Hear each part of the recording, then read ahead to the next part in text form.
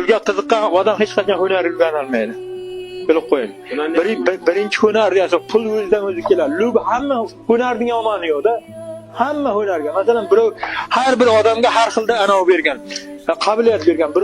Birov gitara chalishni qo'ldan keladi. Menga gitara almasa, gitarani menda bitta dang etganimdan hamma qochib ketadi. Lekin mening ishimda gitara chaladigan usta yana Samarqand faso yasayapsizmi? Ha, Samarqand faso yasayapmiz. Bu hozir nalichkasi, katta razmerdagi Samarqand fasoni nalichkasi.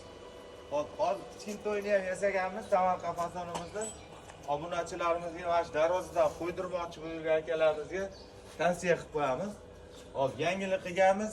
Yangiligimiz darvozamiz tepa qismi arka qilib profilni kesiladigan joy kesmasdan butun holatda chiqardik mana. Ko'rsatsangiz bo'ladi. Soqqalarimiz ham mana svorkasi qilib yopishtirilgan. Har bir odamga Xudo tomonidan anov berilgan. Hunar berilgan. Shu bitta hunar berildimi, hunarni qattiq ishlash kerak-da bo'ldi. Masalan, bir marta bu ishlaganda, bo'lmadi desangiz, bitib sakrab yurursan, bir umrga anov nima deydi? Hech narsa bo'la olmaydi. Bir narsa erishishni, bitta narsani qattiq birinchi qoqilasiz. Yosh bola ham birdaniga yurib ketmaydi.